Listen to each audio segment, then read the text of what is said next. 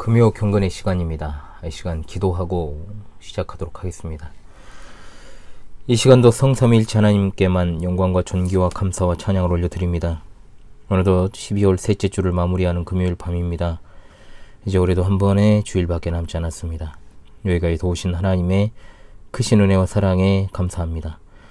이번 주에도 여전히 택한 백성과 동행하여 주심으로 이 밤에도 경건의 시간을 갖도록 우리의 삶을 연장하여 주셨사오니 하나님의 말씀을 통한 뜻을 바로 알아 순종하도록 성령의 조명하심과 인도하심만을 의지합니다. 하나님의 말씀을 읽고 듣고 상고하며 담긴 교훈을 삶에 바르게 적용하고 순종하여 하나님을 기쁘시게 하기를 원합니다. 날마다 예수 그리스도의 보혈의 공로를 의지하여 성령께서 맺게 하시는 의와 거룩과 경건의 열매를 맺기 원합니다. 지난 우리 발자취를 돌아볼 때 하나님 보시기에 합당하지 않은 추악한 모습들이 있습니다. 하나님의 말씀으로 우리의 삶을 비추고 살피며 늘 회개의 삶을 살기 원합니다. 죄악된 언행 심사를 돌이켜 회개하오니 우리를 긍휼히 여겨주사 하나님의 백성으로서의 본분과 자세와 태도를 잃어버리지 않게 도와 주시옵소서. 이 시간도 여러 환경과 상황 가운데서 애쓰며 분투하는 우리 하늘 가족들을 기억해 주시고 어디에 있든지 무엇을 하든지 하나님께서 동행하실 줄을 믿습니다. 심히 어려운 환경, 이 험악한 세상에서 묵묵히 했으며 주님 의지하고 나아가는 주의 백성들에게 하나님의 은혜의 해를 비춰 주시옵소서. 이 시간도 하나님의 정확무한 말씀인 레위기를 통해 주실 귀한 은혜를 소망합니다. 진리의 성령께서 우리 마음을 비춰주심으로 전하는 자와 듣는 자 모두가 하나님의 은혜를 받아 충만하게 누릴 수 있게 도와주옵소서. 우리 주 예수 그리스도의 이름으로 기도합니다. 아멘.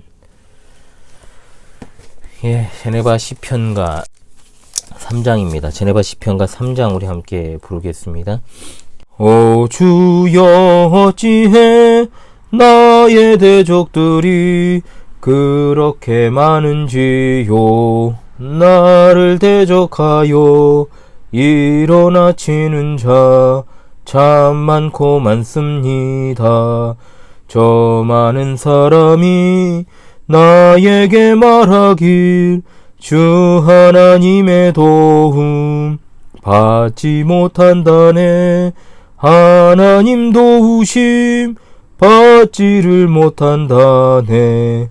오 주여 내 방패 내 영광이시요 내 머리 드시는 자 나 내 목소리로 부르짖으오니 성산소 응답하네. 나 누워 자고서 깨어 일어나니 주 날 붙드심이라. 나 누워 자고서 깨어 일어나니 주 날 붙드심이라. 천만인 나에게 둘러진을 쳐도 난 두렵지 않으리. 주 여호와시여 일어나옵소서. 날 구원하옵소서. 주 나의 하나님 내 원수 뺨치며 악인의 일을 꺾네. 구원은 여호와 주님께 있으니 주의 복 내리소서. 아멘. 아멘입니다. 계속해서 하나님 말씀 보도록 하겠습니다. 레위기 5장 1절로 6장 7절의 말씀이 되겠습니다. 레위기 5장 1절로 6장 7절의 말씀입니다. 제가 낭독하지요. 만일 누구든지 저주하는 소리를 듣고서도 증인이 되어 그가 본 것이나 알고 있는 것을 알리지 아니하면 그는 자기의 죄를 져야 할 것이요 그 허물이 그에게로 돌아갈 것이며, 만일 누구든지 부정한 것들 곧 부정한 들짐승의 사체나 부정한 가축의 사체나 부정한 곤충의 사체를 만졌으면 부지중이라고 할지라도 그 몸이 더러워져서 허물이 있을 것이요, 만일 부지 중에 어떤 사람의 부정에 닿았는데 그 사람의 부정이 어떠한 부정이든지 그것을 깨달았을 때에는 허물이 있을 것이요, 만일 누구든지 입술로 맹세하여 악한 일이든지 선한 일이든지 하리라고 함부로 말하면 그 사람이 함부로 말하여 맹세한 것이 무엇이든지 그가 깨닫지 못하다가 그것을 깨닫게 되었을 때에는 그중 하나에 그에게 허물이 있을 것이니 이 중 하나의 허물이 있을 때에는 아무 일에 잘못하였노라 자복하고 그 잘못으로 말미암아 여호와께 속죄제를 드리되 양떼의 암컷 어린 양이나 염소를 끌어다가 속죄제를 드릴 것이요 제사장은 그의 허물을 위하여 속죄할지니라. 만일 그의 힘이 어린 양을 바치는 데 미치지 못하면 그가 지은 죄를 속죄하기 위하여 산비둘기 2마리나 집비둘기 새끼 2마리를 여호와께로 가져가되 하나는 속죄 제물을 삼고 하나는 번제물로 삼아 제사장에게로 가져갈 것이요 제사장은 그 속죄 제물을 먼저 드리되 그 머리를 목에서 비틀어 끊고 몸은 아주 쪼개지 말며 그 속죄 제물의 피를 제단 곁에 뿌리고 그 남은 피는 제단 밑에 흘릴지니 이는 속죄제요. 그 다음 것은 규례대로 번제를 드릴지니 제사장이 그의 잘못을 위하여 속죄한즉 그가 사함을 받으리라. 만일 그의 손이 산비둘기 2마리나 집비둘기 2마리에도 미치지 못하면 그의 범죄로 말미암아 고운 가루 10분의 1 에바를 예물로 가져다가 속죄제물로 드리되 이는 속죄제인즉 그 위에 기름을 붓지 말며 유향을 놓지 말고 그것을 제사장에게로 가져갈 것이요 제사장은 그것을 기념물로 한 움큼을 가져다가 제단 위 여호와의 화제물 위에서 불사를 지니 이는 속죄제라. 제사장이 그가 이 중에서 하나를 범하여 얻은 허물을 위하여 속죄한즉 그가 사함을 받으리라. 그 나머지는 소제물같이 제사장에게 돌릴지니라. 여호와께서 모세에게 말씀하여 이르시되 누구든지 여호와의 성물에 대하여 부지 중에 범죄하였으면 여호와께 속건제를 드리되 내가 지정한 가치를 따라 성소의 세겔로 몇 세겔 은에 상당한 흠없는 순양을 양떼 중에서 끌어다가 속건제로 드려서 성물에 대한 잘못을 보상하되 그것의 5분의 1을 더하여 제사장에게 줄 것이요 제사장은 그 속건제의 순양으로 그를 위하여 속죄한즉 그가 사함을 받으리라. 만일 누구든지 여호와의 계명 중 하나를 부지 중에 범하여도 허물이라 벌을 당할 것이니 그는 내가 지정한 가치대로 양떼 중 흠없는 순양을 속건제물로 제사장에게로 가져갈 것이요 제사장은 그가 부지 중에 범죄한 허물을 위하여 속죄한즉 그가 사함을 받으리라. 이는 속건제니 그가 여호와 앞에 참으로 잘못을 저질렀음이니라.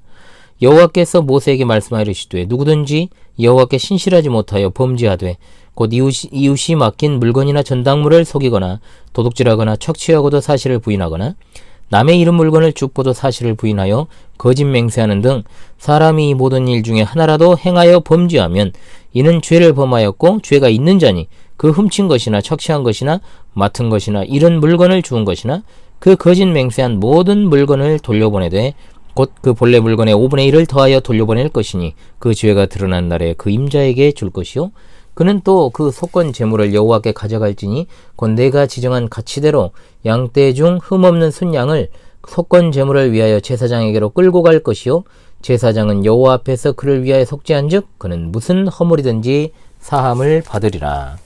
아멘. 좀 길었죠 여러분. 예, 그래도 안 읽을 수는 없어서 읽었습니다. 여러분 함께 읽으셨죠? 예, 레위기 5장에서 6장 7절은 이제 속건제에 관한 규례로 보고 함께 상고하도록 하겠습니다. 한글 성경은 좀 구분이 모호하게 되어 있습니다. 히브리어 성경은 5장 26절까지 되어 있어서 사실상 5장부터는 속건제의 규례라고 이제 봐야 됩니다.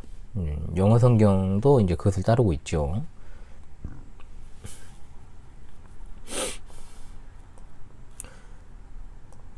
자, 하지만 많은 경우에 있어 5장 1절로 13절까지를 속죄제의 특별 규례로 보기도 합니다. 하지만 저는 문맥적으로 그냥 고려해서 성도 여러분에게 5장부터 속건제에 관한 것으로 보고 이렇게 그냥 강설 해설을 해 나가겠습니다. 참고하시기를 바라겠습니다. 레위기의 5제사 가운데 5번째 제사가 바로 속건제입니다.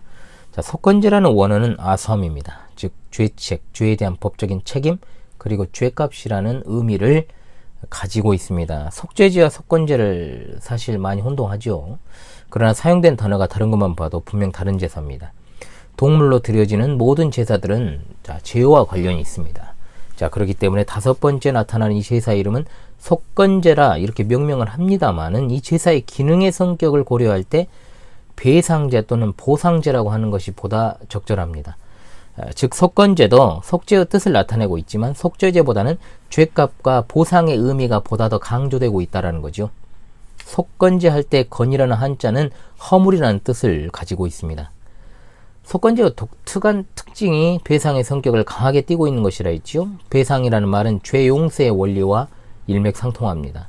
왜냐하면 배상이 지니는 근본 원리는 누군가에게 손해를 끼치는 것에 대한 보상이 있기 때문에 속건제 규례 안에 있는 손해배상의 원리는 자기 자신이 저지른 죄가에 대한 책임을 지고 대가를 지불해야 한다는 원리를 보여주는 겁니다. 즉 죄에 대한 적절한 배상이 이루어지지 않게 되면 그대로 그 죄가 남아있고, 또한 배상이 적절하게 이루어지면 회개의 표식이 되어 상대편으로부터 죄 용서함을 받을 수 있는 원리를 모형적으로 보여주는 거죠. 무능력한 인간이 하나님의 법과 그 명예를 훼손한 것에 대해서 전혀 감당할 능력이 없습니다. 오로지 공의의 심판만이 존재할 뿐인데, 하나님께서는 그 손해배상을 예수 그리스도께 지게 하셨고, 우리 주 예수 그리스도는 십자가에서 그 죄값을 다 지불하였으니 예수님께서는 실로 우리 죄인들의 유일하고 온전하신 속건제물이 되셨음을 믿으시기 바랍니다. 아멘. 자, 1절로 6절의 말씀을 보겠습니다. 레위기 5장 전체와 6장 1절에서 7절을 통해 알 수 있는 것은 속건제를 드리는 경우는 모두 6가지다. 첫 번째는 증언을 회피한 경우입니다. 누구든지 증인이 되어 맹세시키는 소리를 듣고도 그 본일을 피하거나 진술하지 않으면 죄가 있고, 그 허물이 그에게로 돌아갈 것입니다. 묵비권은 세상에서나 통용되는 것이고 하나님 앞에서는 그것조차도 죄입니다. 성도는 하나님 앞에서 들은 것과 본 것과 아는 것을 반드시 진실하게 말해야 됩니다. 두 번째, 부정한 것을 만졌을 경우입니다. 누구든지 부정한 들짐승의 사체나 부정한 가축의 사체나 부정한 곤충의 사체들, 즉 부정한 것을 만졌으면 알지 못하고 했을지라도 그 몸이 더러워져 허물이 있을 것이요, 혹시 부지 중에 어떤 사람의 부정에 닿았을 때, 즉 접촉을 했을 때 그 사람의 부정이 어떤 부정이든지 간에 그것을 깨달았을 때는 허물이 있다라고 했습니다. 물론 이런 부정은 도덕적 부정은 아닙니다. 의식상의 부정이죠. 종교의식상의 부정으로 하나님께서 택하신 민족의 외적 정결법에 해당하는 것입니다. 바울 사도를 통해서 주님께서는 악은 모든 모양이라도 버리라고 하신 것이 바로 이것에 대한 진정한 의미가 되겠습니다. 세 번째, 헛된 맹세를 한 경우입니다. 누구든지 무심결에, 즉 생각 없이 입으로 맹세를 발하여 악한 일이나 선한 일을 하리라고, 즉 선악간에 함부로 말하면 그 사람이 함부로 말하여 맹세한 것이 무엇이든지 간에 그가 깨닫지 못하다가 깨달았을 때에는 허물이 있을 것이다. 전도서 기자는 이에 대해서 이렇게 말합니다. 하나님 앞에서 함부로 입을 열지 말며 급한 마음으로 말을 내지 말라. 또한 이어 서원하고 갚지 아니하는 것보다 서원하지 아니하는 것이 낫다라고 했습니다. 주님은 도무지 맹세하지 말라고 말씀하셨지요. 이와 같이 세 가지 경우에 범죄한 사람은 자기 죄를 자복하고 하나님께 속건제를 드려야 됐습니다.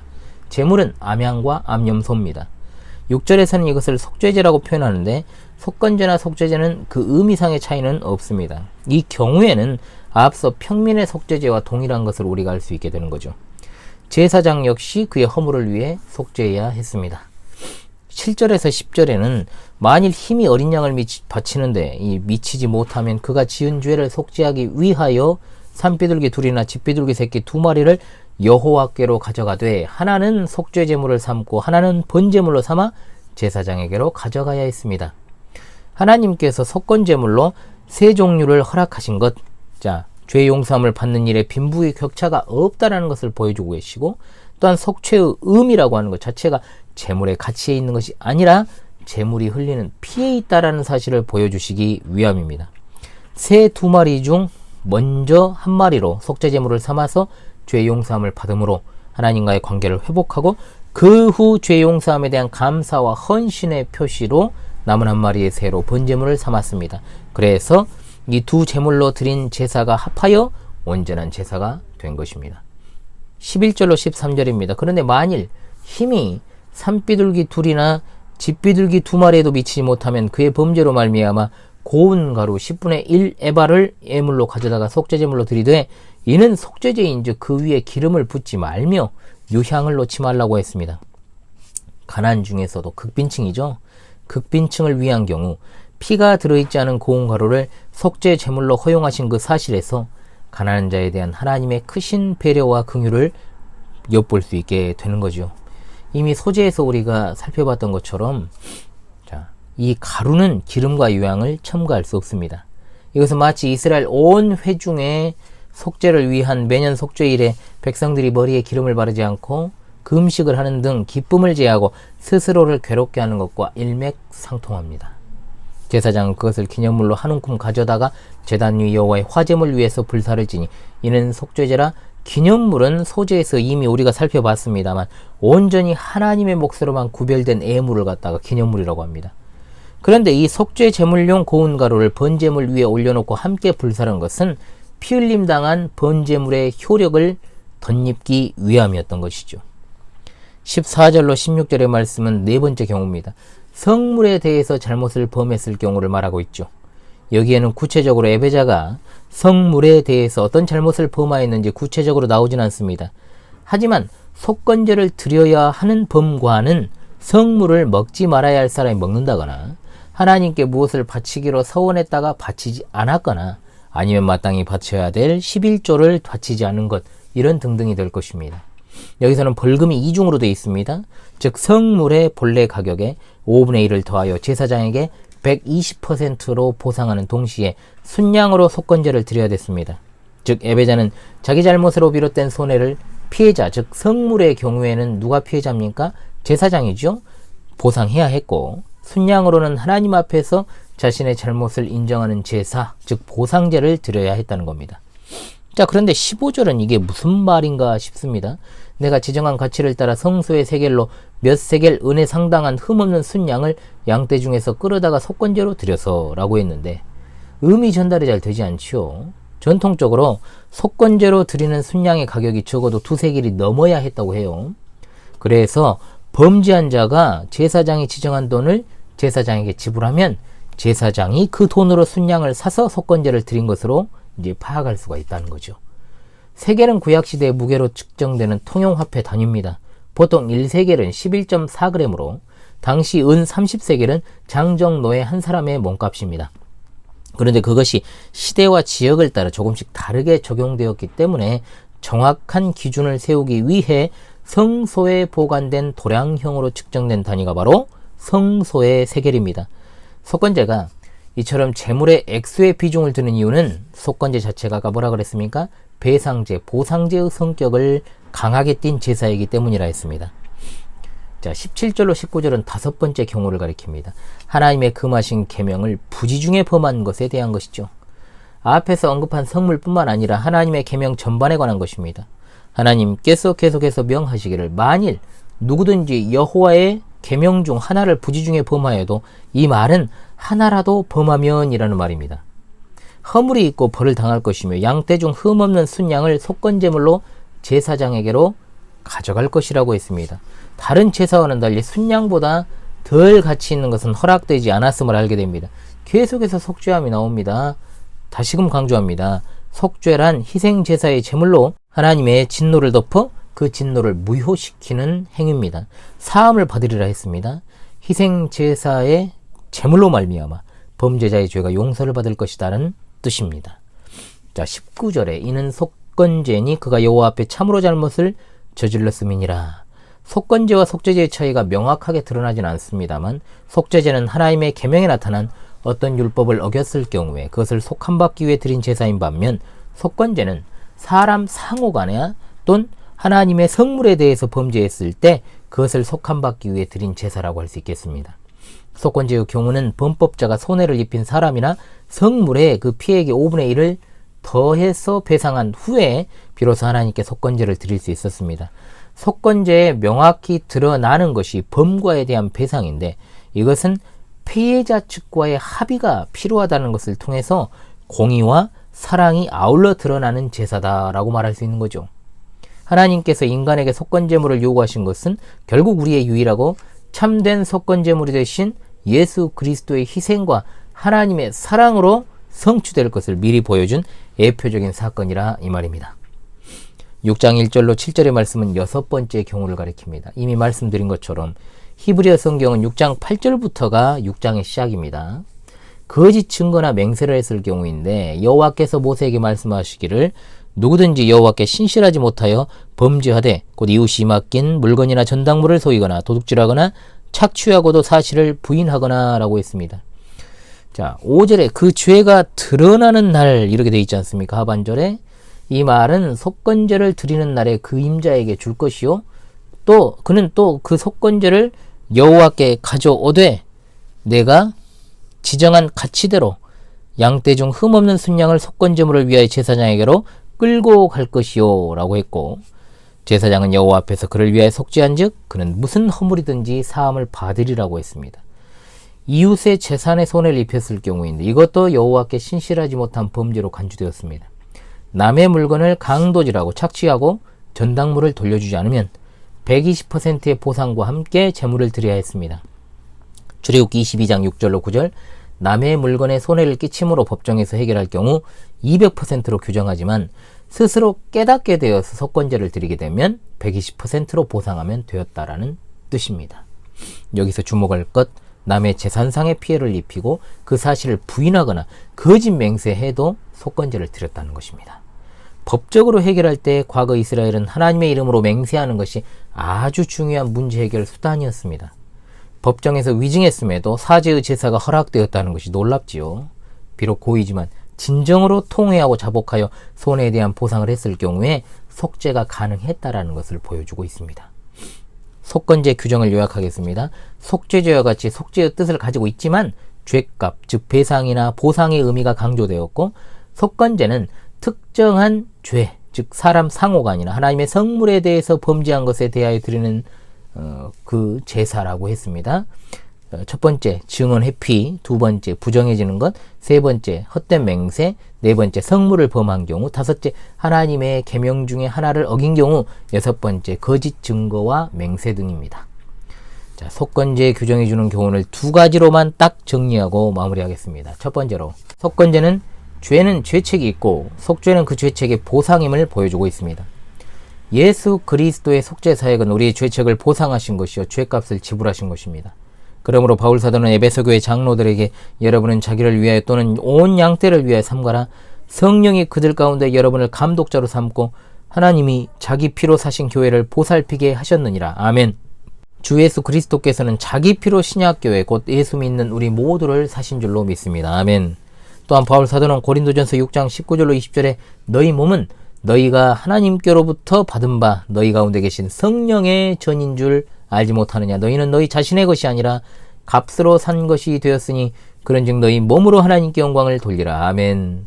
우리의 몸은 주 예수 그리스도께서 십자가에서 흘리신 피값으로 된 몸입니다. 그러므로 우리의 몸은 우리의 것이 아니고 하나님의 것이고 예수 그리스도의 것이며 하나님의 영광을 위한 의와 선의 도구로 살아가야 할 몸입니다. 여기서의 몸은 육체만이 아니라 우리의 전 존재를 가리키는 것입니다. 디모데전서 2장 6절에도 그가 모든 사람을 위하여 자기를 대속물로 주셨으니 기약이 이르러 주신 증거니라. 우리 죄값을 예수 그리스도께서 다 지불하셨고 친히 죄의 형벌을 담당하셨습니다. 우리의 무거운 죄의 짐은 예수 그리스도로 말미암아 제거되었습니다. 우린 죄로부터의 죄의 형벌과 공포로부터 자유하게 되었습니다. 그러므로 사랑하는 시청자 성도들이시여 하나님께 영광을 돌리고 오직 하나님과 예수 그리스도만 굳게 믿고 의지하시는 여러분 되시기 바랍니다. 아멘. 둘째로 우리는 모든 죄를 버리고 하나님의 계명과 교훈을 순종하여서 의와 선만 행해야 할 줄로 믿습니다. 아멘.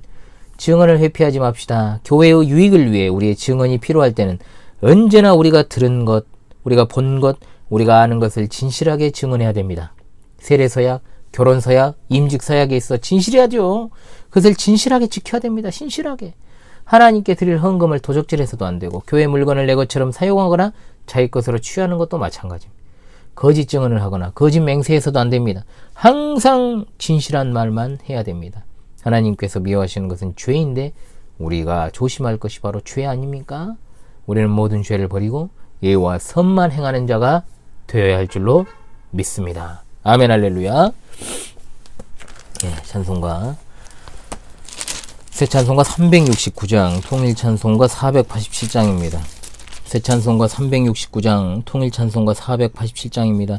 죄짐 맡은 우리 구주 어찌 좋은 친군지 걱정 근심 무거운 짐 우리 주께 맡기세. 주께 고함 없는 고로 복을 받지 못하네. 사람들이 어찌하여 아랠 줄을 모를까. 시험 시험 걱정 모든 괴로움 없는 사람 누군가. 부질없이 낙심 말고 기도 드려 하뢰세. 이런 진실하신 친구 찾아볼 수 있을까. 우리 약함하시오니 어찌 아니하렐까. 근심 걱정 무거운 짐 아니 진자 누군가. 피난처는 우리 예수 주께 기도드리세. 세상 친구 멸시하고 너를 조롱하여도 예수 품에 안기어서 참된 위로 받겠네. 아멘. 아멘.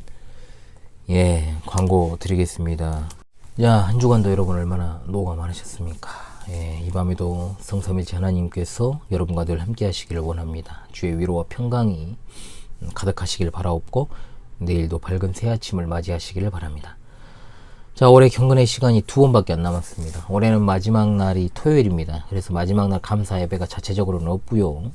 아마도 올해 마지막 영상을 하나 제가 올릴 것 같습니다. 그리고 다음 주 금요일입니다. 다음 주 금요일은 30일이죠. 다음 주 금요일에는 금요 경건의 시간이 없고 다른 영상으로 찾아뵐 것 같습니다. 정말 한 해의 끝이 다가오네요. 하루하루 돌아오지 않을 소중한 시간들이 여러분 지나가고 있습니다. 이 소중한 날들을 주의 뜻 안에서 항상 뜻깊게 보내시기를 바랍니다. 작년 말, 즉 2021년 11월 제가 말부터 해가지고 라이브 방송을 했죠. 실시간 방송 예배를.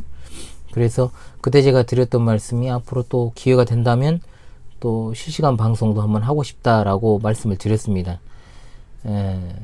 기존에 그냥 녹화 방송도 잘 안 보시는 분들이 많은데 실시간 방송하면 또 사람 안 들어올까봐 또 그런 염려도 있습니다만은 어찌되었든 간에 또 작년부터 실시되었던 이 실시간 예배를 통해서 또 한 번의 도약의 계기가 되었고 2023년에는 자주는 아니더라도 라이브 방송을 꼭 한번 해보고 싶다라는 생각을 합니다. 물론 아무런 의미 없이 그저 혼자 떠들려고 제가 방송을 켜려는 건 아닙니다. 절대적으로 어떤 바른 신앙적인 목적 또는 유익한 목적을 가지고 제가 꼭 한번 라이브 방송을 시행해 보도록 하겠습니다. 제네바 학당은 지난 주일에 이번 학기가 종강이 되었습니다. 1월 8일에 기말 평가가 있습니다. 그리고 또 이제 다음 학기를 준비할 시점이 다가온 것 같습니다. 내일 24일입니다. 연말 만찬과 1월 26일 캠프 그리고 2월 3일 이어질 수련회를 위해서 여러분 기도해 주십시오. 준비를 해야 되는데 지금 전혀 분주해가지고 못하고 있어요. 그래서 참 언제나 그랬던 것 같습니다. 뭐 몇 년 전부터는 그리고 작년에 특히 더 그랬고 여러 가지로 이제 준비에 박차를 가해야 되는데 예전 같지가 않네요. 어째 이게 좀 생각도 그렇고 마음도 그렇고 몸도 그럴까요? 아무튼 간에 그래서 여러 가지로 여러분 기도를 많이 해주시기를 바라겠고요. 주말과 주일에도요 변함없으신 하나님의 손길을 따라서 주의 은혜로 충만하시기를 바랍니다. 아직도 올 한 해 많이 남았습니다. 뭐 7일 정도 일주일 정도 이상 남았으니까요. 이 한 해를 마무리하면서 더욱더 유익하고 알차게 하루하루를 잘 보냈으면 좋겠습니다. 기도하고 금요 경건의 시간을 마치도록 하겠습니다. 기도합니다. 우리 하나님 참으로 감사합니다. 레위기 5장의 속건제 규례를 통해서 예수 그리스도를 통한 하나님의 구원의 사역을 다시금 감사하고 모든 죄를 버리고 하나님의 계명과 교훈을 순종하여 의와 선을 행하며 한 해를 잘 마무리할 수 있게 도와주시옵소서. 오늘 하루도 하나님의 은혜 가운데 마무리하고자 합니다.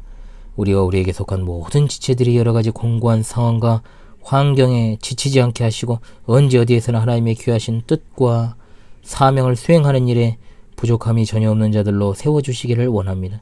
하나님의 함께 하심과 하나님이 주시는 말씀에 있어서 늘 깨어있게 도와주옵시고 말씀을 받아 순종하며 늘 시대를 잘 분별하여서 신실한 믿음으로 신앙의 절개를 지키고 순교적 신앙으로 살아가다가 영광 중에 다시 오실 주님을 잘 맞이할 수 있게 도와주시옵소서. 이 밤에도 평안한 쉼을 주옵소서. 밝은 새 아침을 또한 열어주시며 주말과 주일에도 하나님 함께 하심으로 주일 예배와 그리고 귀한 성경적 가르침들 안에서 성도의 교제가 아름답게 일어나게 도와주옵소서. 또한 그리함으로 우리가 진정으로 하나님의 말씀 안에서 영적인 쉼을 누리게 하시며 육신의 회복도 있게 하여 주옵소서. 어려운 상황과 환경에 놓여있고 병상에서 회복 가운데 있는 주의 백성들의 삶의 애환과 고통을 살펴주시기를 간절히 원합니다. 하나님, 이 부족한 종의 기도를 들어주시고 하나님의 뜻을 따라 응답하시며 그들을 안위하여 주시고 치료의 손길로 깨끗하게 하여 주시기를 간절히 갈망합니다. 늘 하나님이 함께 하심을 그들이 알게 하여 주옵시고 진리 전쟁의 시대 영적으로 공부한 이들이 바른 신앙 노선을 따라서 각기 안식처를 잘 주심으로 정착하여서 보호받게 하여 주실 줄을 믿습니다. 주님의 깊으신 뜻을 더욱더 잘 알아가기를 간절히 소망하오며 우리 주 예수 그리스도 이름으로 기도하옵나이다. 아멘.